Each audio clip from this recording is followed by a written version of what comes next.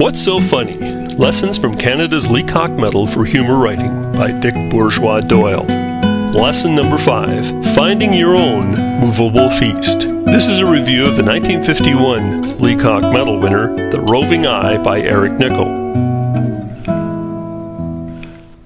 As a teen in 1960s Ontario, I fantasized that some heavenly intervention might allow me to pass high school French, so I could go off to Paris and hang out with someone who might be named Colette, Michelle, or something like that. Ernest Hemingway's death, image, and aftermath loomed large in pop culture and in young male minds at that time. He told us, if you're lucky enough to have lived in Paris as a young man, then, wherever you go for the rest of your life, it stays with you. Adding that celebrated comment, for Paris is a movable feast. Paris was not in the cards for me.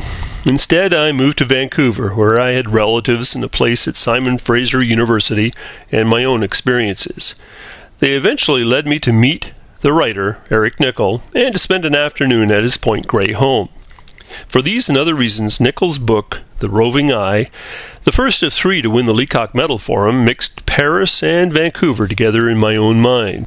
In this 1951 medal winner, Nichol tells of ordinary things: a visit to the library, a ride on a train, and a walk through city streets. There's not much interaction with other people, yet the book holds your interest because those streets run through Paris and the train takes you across the French countryside.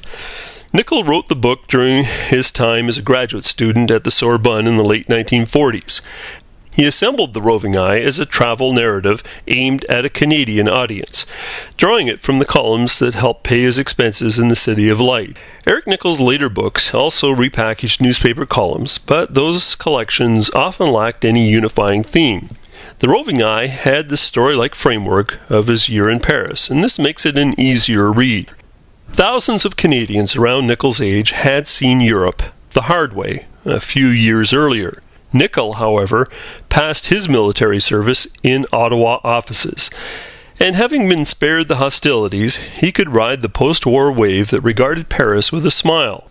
Nichol, with his master's degree in French literature from UBC, had genuine affection for Parisian life, and this shows too. The tone of the book and many of its observations may seem quaint in the internet world, yet some passages could have been written yesterday and pretty much all of it remains funny. This is because Nichol describes the walks through the streets of the everyday with weird words and silly detail, as he did on his day to the bibliothèque.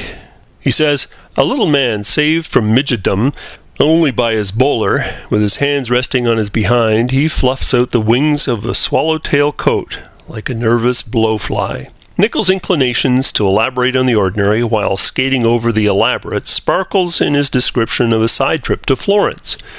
In it, he devotes 2.5 pages to the process of eating spaghetti, and only a paragraph to the Uffizi.